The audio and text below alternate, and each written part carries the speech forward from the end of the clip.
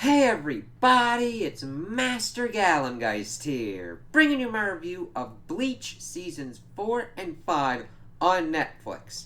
And, oh my god, I've been waiting and I'm like, hey, that's on Netflix. And I'm like, this should be good. I did a little bit of research and I'm like, okay, this is two kind of filler arcs because it's got to catch up to the manga and all that. I'm like, I got that, that's cool. I understand that. I've watched Dragon Ball. Or I've heard the Naruto filler and all that, and I'm okay with the concept. And then I watched it, and I'm like, whoa. I'm like, if I had seen these two seasons first, I don't know if I would have continued to watch Bleach. Because this did nothing for the characters, and it just, ooh, it it was not well done. This is like a really great example of why people are leery of fillers because hey, sometimes you need fillers and sometimes you can get some good stuff out of fillers. You can do really good character development. You can understand what's going on. This it was really kind of interesting because it's like, hey, do we have anything on that Aizen dude? Nope. Okay, side quest time. Not to say side quests are bad, but it's like, come on, people. You've got so much potential, and it just fucking didn't work. And we essentially stopped at the same point that we ended from the previous arcs. It's like, okay, alright, I could have just waited then.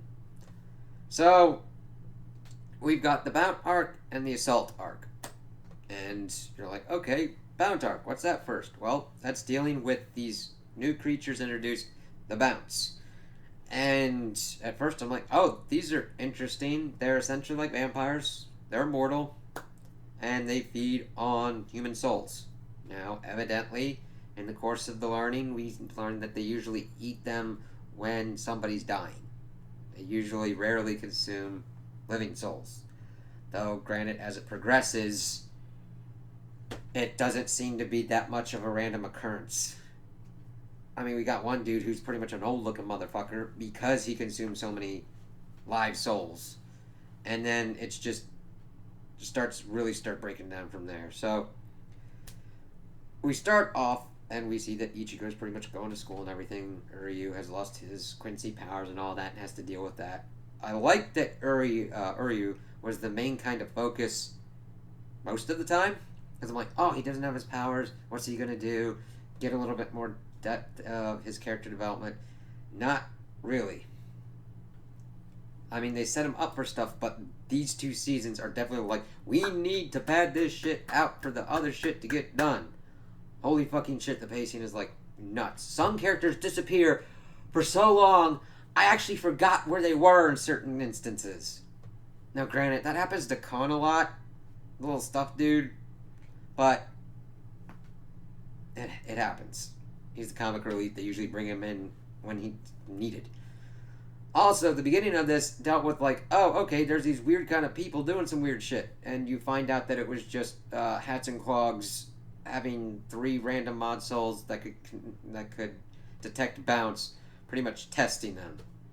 I'm like, okay, I'm not against this, but it's a really fucking weird-ass thing to lead into the arc.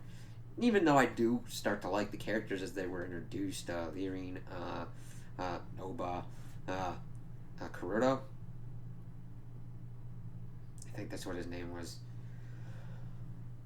I mean, they have their own kind of different powers, and then they get turned into fucking stuffed animals. So it's like, okay, cool. Renji's also around because there's so much fucking shit going on in this town that they're like, hey, we kind of need you over there. Rukia hasn't been brought back in yet until like the shit with the bounce starts going down. And we find out that there is a Soul Reaper fucking assigned to this town. And it's just kind of like a throwaway kind of joke. He's like doing his shit and one of Ichigo's friends is able to see him. It's like, what the fuck's going on here? Alright. But then we get introduced to the whole bounce thing and it gets so fucking messy because it's like, oh, potential. These people. Okay. Persecuted, we start getting information. The issue comes into the effect of the pattern of how these information reveals come. We get some information on the bounce, and then it chugs along, and then we get to another point where we need another info dump. However, that info dump is always preceded by pretty much reiterating most of the facts that we got from the previous info dump. So you're almost playing like a thing where your brain tunes out a little bit. So you're like, okay, where's the new information? Where's the new information? There it is. And we learn, oh, okay, they're immortal. They eat souls, because we see this one chick trying to eat this dude's soul. And they kind of like fight her. This other dude pops up. It's like, what? Okay, cool. Chad really gets royally screwed. I mean, you could... He gets so... They don't really do fucking much with him. Orihime gets more stuff done. Fucking... Hats and Clogs gets a little bit more stuff done. Hell, Renji gets more stuff done. It's like Chad really gets fucked. Granted, I understand he's a dude of few words, but I mean, you could still throw him some shit. Damn, he got fucked. Because he's following around Orihime. Ichigo's fighting this bounce. Like, what the fuck's going on here? Now, granted, I like the introduction of dolls as they're kind of fighting things similar to Zanpakuto's. However, it gets into the whole shonen issue of power scales. Because pretty much in the world of the living, these motherfuckers are like beating ass and taking names. Ichigo's having trouble getting into his Bankai form because it's never really properly explained. Granted, I understand he did a lot of fucking... Like, if they had just said, hey, you fucking really charged yourself up and unleashed your Bankai in, like, record time, you're gonna need some time to kind of, like, get that unlocked. And that's somewhat the sense of what you get, but it gets to the point where at the end of at least season 4, he's able to unleash his Bankai form in the world of the living, but then he's able to fucking continuously do it, almost spamming it in the Soul Society when we get there. So they get introduced to like the whole Yoshino chick. She's pretty much helping out Uryu. They keep sending people after Uryu, and you're like, are they trying to kill him? Okay, they're trying to kill him in the hospital and everything because he get like fucking mucked up and all shit.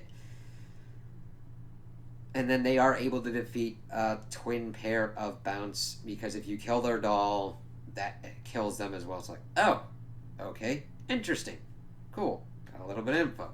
And we're introduced to this dude, Karya, who's the leader of the Bounce. You're like, okay, what's he trying to do? He needs a Quincy, or he needs to stop a Quincy for some reason. It's really kind of weird because there's various different explanations that kind of pop up until we start getting to the ones that are more important later on that kind of replace certain things. You're like, why is he trying to kill a Quincy? Because we get to the point, it's like, hey, let me gonna give you your powers and shit. It's like, okay, why? Because we need you for our plans. What are your plans? Let's see here. At one point, let's see, find out in like episode 20 that the Bounce gets stronger because of a multiplier effect. Because he fucking kills the Yoshino chick and uses that to somehow spam spawn a fuck ton of dolls that nobody's really controlling, that then suck out people's souls and bring them so that way they can fucking chug them. And evidently there's a multiplier effect that nobody knew about until it was plot relevant here, where he drank one and he got super powered up, and that would then ripple out to the other Bounce. Why would that be? Usually we have been told that these guys are kind of like solitary creatures and are like, fuck off, do whatever you want, blah, kind of shit. And it's like, oh, okay. So all of them start chugging shit. This one dude doesn't want to chug shit and gets shit chugged, and then his character completely flips and turns into fucking, I will murder all and suck all souls shit. And it's like, what? It was fucking weird with that character's turn. I'm like, alright, cool. And then we see him doing this thing. Now granted, I understand that once it gets into the Soul Society arc portion of this, other things get into effect, but he uses his like one doll to pretty much control Rukia, because she's popped up like, hey, these bots are fucking weird. Ah, shit, I'm not complete. And this dude's like forcing her into her Soul Reaper form and using her Zanpakuto and shit. It's just like crazy. And there's also some weird points where the tone is kind of inconsistent, where like you'll just see it pop up at a random. Granted, I don't mind shifts in tone in certain everything and having like a certain kind of joking effect, but it just was like odd shit going on, like that would come out of like nowhere and then never happen again. Ugh, it's so weird. So Karya says he wants to rule the world with the bounce on top, and his one dude, his other bounce dude, Koga, is like, I'm doomed to watch all these young people die, and he's telling Ichigo that the bounce want to rule the world, and that's the first objective portion that we hear for what the bounce want. That completely fucking shifts after the whole assault thing. I don't fucking know why. But he's like, oh, I see all these people die and everything. I'm like, bright futures. You're talking this about Ichigo, who's like human dude, man.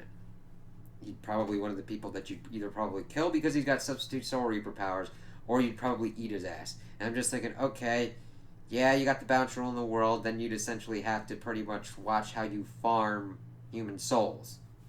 Okay? Now, the biggest issue is we don't see Bounce get hungry for these souls. Alright? We've mainly seen them use these souls to acquire power. And it's just like, okay, do you need the souls to survive? It's really kind of weird, because vampires, understand you can go a long time without sucking blood, but it makes you go into a feral fuckface asshole. Here, we don't really see that effect. Granted, it might not be important to the plot, but it kind of is important to what's going on, to what kind of world the bounce would have. Because if they're ruling the world and they only need to eat like a person or so every couple 100 years, or like every couple days, it would almost be better for them to just be in the shadows, depending upon what they need to. Because if you don't need to eat that often, you just fucking wait for a motherfucker to die. If you do need to wait that often, we fucking die like ain't nobody's business. You could just wait. It's like, why do you need to go through the effort? Just like park yourself outside of someplace and be like, that dude's gonna die. Or figure out a system of when people are gonna die, and then you don't have to kill people, and then you eat their soul. Now granted, that probably takes them out of the whole fucking rebirth cycle that we then learn later on about like the origin of the frickin' bounce. It's just like, what? It's just fucking weird. Yeah, and there's also weird bits that happen when we're doing fights here, because this is really weird. Rukia and Orihime were fighting one bout, and then for some odd fucking reason, another bout pops up, and then they just fucking switch bounts. I'm like, okay, I understand that you're trying to like get powers and everything, but it's like, what's going on here? Rare. Just odd fucking decisions. So we find out that the bounce were created in an experiment because of the Soul Society, because it went wrong and it fucking mutated them. So they are just like, oh, okay, so they're not cursed. They were created by people, and we fucking learned that they're essentially like ancestors to the mod souls. Like, okay, that kind of really just starts changing shit up. It's like, oh, okay. Then you find out that the Soul Society was trying to find a thing to immortality, and I'm like, wait a minute, there's a fucking karma rebirth cycle. You're essentially already immortal. Now, granted, not in your same kind of form. It's like, what the fuck? This Ron Tao person is like the one behind it and hasn't been seen. Somebody's been fucking with stuff inside of the Soul Society's computers and shit for these files, and we find out that it's a former Soul Reaper who's working with the bounce because Kenzan Zarachi fucking killed the captain. He's like, no, we were gonna make the Soul Society better. Fuck you, dude. And it's like, alright. Kenpachi didn't give a fuck. I was like, whatever. And he's just like, oh, this Karya dude, he's gonna do justice and everything like that. I'm like, dominating the world? And then when he switches this thing to obliterating the Soul Society by essentially taking in this yokai crest, which evidently is connected to their powers, but also connected to, like, essentially decommissioned nuclear reactors within the Soul Society, which he was going to unleash to annihilate the Soul Society. I'm like, yeah, that's not world domination. and that's just changing your shit. I'm like, what the fuck, man? Oh, and Uryu gets this special thing that like allows him to have powers, but mainly just for these two filler arcs. And he is pretty much used to let the bounce go to the Soul Society because they need the Quincy powers to make a gate, so that way they can go in there and they get pretty much uber powered up because it's made out of reishi and they can absorb it at will and pretty much make themselves almost pretty much unstoppable. I'm like, did somebody try and figure that out before this was going on? Because technically, you'd have a really hard time trying to justify why those fuckers would be defeated. Yeah, it was really kind of weird because we get to a point, they find him in the this one mansion. That's where Yoshino gets bit in the ass. They then find him in this weird hidden city where the bounce had been years before, and then they fight through there. Ichigo is able to unleash his Bankai form as he's fighting Karya, and that was pretty interesting. But then they pretty much get shot down because Uryu's like, I'm gonna go full dumbass. And I joke on that, but he decides to fulfill his plot demanded role and finish their kind of gate thing so that way he can go and fight them. He kind of fights Karya, but I mean, he gets like smacked down because his thing has decided to conveniently plot break so that way he can rescue Ron Tao, who looks exactly like Yoshino, because they essentially decided to copy people, copy their own souls, so that way they wouldn't be working on live souls. And I'm like, you're creating something to fuck with immortality. You're creating a being that you're fucking with on this shit. And it's really kind of weird. You kind of get a feeling that, like, Uryu had romantic feelings for Yoshino, but it's never really kind of dealt with. He's just like, fine, whatever. It's really kind of weird. You don't feel that he doesn't not feel for her or what was going on with her being killed, and that having the feelings for her was like, okay. You kind of get a weird feeling between him and Ron Tao, but it's never really explored because it's got to go, this plot has to go insanely fast and insanely slow at the same point. Ugh. Let's see. Breaking paces, tonal shifts. Fucking Renji had like some weird ass reason for.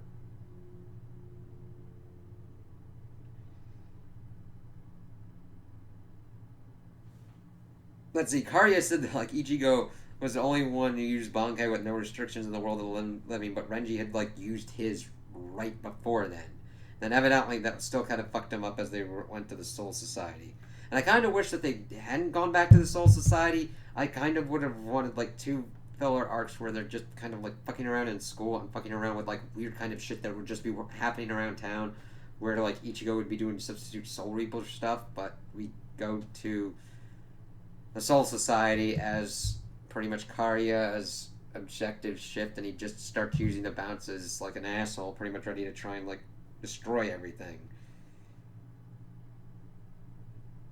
Let's see. And they get like some weird power-ups, like this one dude's doll can like multiply for no inexplicable reason. The captain's like, the Soul Society has shit security. If this can like happen, I'm like, Ichigo and them, they're probably not used to the world of the living invading. Okay, fine, I can get it on this. This one, oh, you would have thought that they would have tried to do something with security measures after that. Not really, because fuck all these people just pop up and start doing shit. It's like, what? Never mind the fact that like the head captain dude's like, every captain will act individually.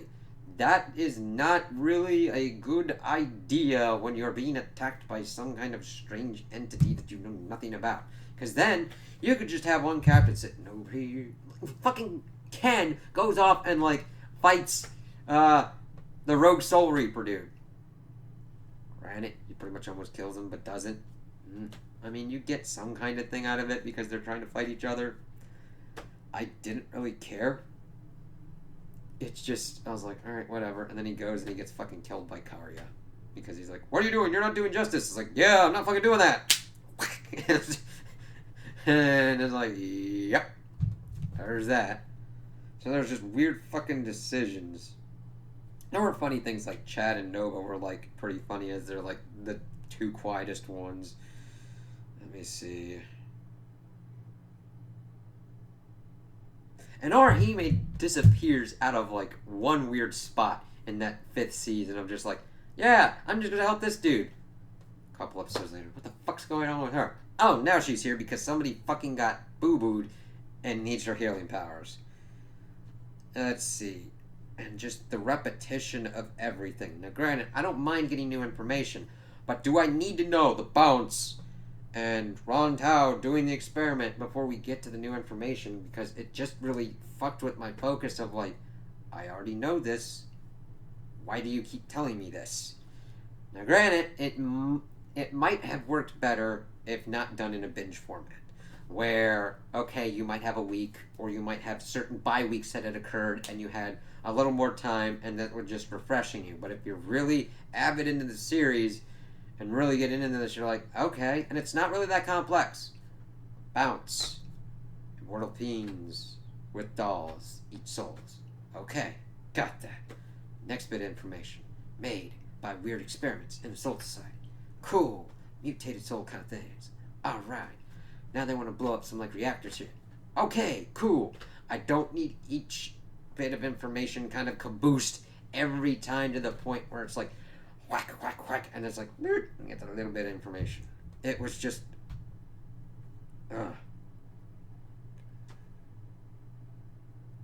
and it's just I don't mind like power-ups being used. I understand it's a shonen fighting anime. Power-ups are part and parcel. It's the execution of these things. It just came out of nowhere, and I was like, okay. Now, granted, the other portions were done fast, but it kind of worked because it was executed better, and they happened at a nice kind of pace going on, even though it was kind of accelerated.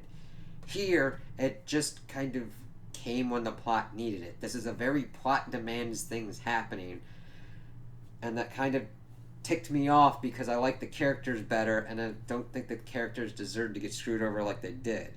Now, granted, at the end, when we're seeing Ichigo kind of like beat the shit out of Karya and get into his Bankai form and everything, and them kind of ruminating on fate and everything, that was pretty cool and have an interesting tease at the end. But getting there, I was just like, wow. So they pretty much go through, defeat pretty much all the bounce except Koga because, well, granted, you're led to believe that Koga died, but he is actually the last bounce left alive and is pretty much with Ron Tao, and that's it. It's like, okay, don't know what's going on there. And then Ichigo and his peeps are sent back to the world of the living. It was really kind of weird because I understand that you need something that... They made it kind of too high stakes to a degree, and they should have just had some weird one-off shit going on to fill time instead of this, because like, okay, we're pretty much back at the same point, except we didn't get as deep character development as could have been, because if you can't advance the plot with Aizen, do shit that explores the characters a little bit better and make that the main focus. Here, it's like they didn't have that focus for the characters or the plot enough. They tried to balance it out, and the plates just didn't spin right for me. I'm just like, this was not good. So my overall opinion of these seasons would only be for like diehard Bleach fans, and I would like actively avoid them. I'm like, oh, this. I'd almost just skip over these and do everything. But hey, Netflix is taking its sweet ass fucking time getting them. I'd probably essentially have this series reviewed after, like, 5 years after the next season's coming out, because they're doing the final arc. They're doing that season. I'm like, okay, cool. I'll have that done then. And that'll still be before Martin's next Song of Ice and Fire book. Ugh, so weird that we're... This was just... It had potential and ideas. It just went fuck all willy-nilly execution style, and I'm like, so if you're into Bleach, it's more Bleach. Go for it. Okay. If you're not complete, like, one ring to rule them all, Bleach style onto it, I would just be like, you know what? Maybe skip these and go somewhere else, unless there's something like vitally fucking important, which I haven't seen at the moment. Only thing that I liked were pretty much like the Mod Soul people introduced, because I thought that they worked pretty well within the group dynamic, and they weren't, I mean, granted, to a certain extent, they did get annoying, but it wasn't like a detriment to what was going on. I'm like, okay, interesting group dynamic. I'm alright with them. Especially since you would have weirdness with sometimes being like, hey, Renji and Rukia can't be around. How about these guys? But that's kind of why I thought that would be more interesting to flesh out some of the school people and see Ichigo trying to effectively balance being a high school student and a substitute Soul Reaper. I don't know. It's not. It's definitely not the worst anime seasons like I've seen. I've seen probably worse shit going on, but it's like the best example of the worst filler I've seen. I'm like, ooh. So those are my opinions on the seasons. Tell me what you guys think in the comments below. If you liked them, if you didn't like them, if you agree with me, if you disagree with me. Also like and subscribe, and I hope you have a good day.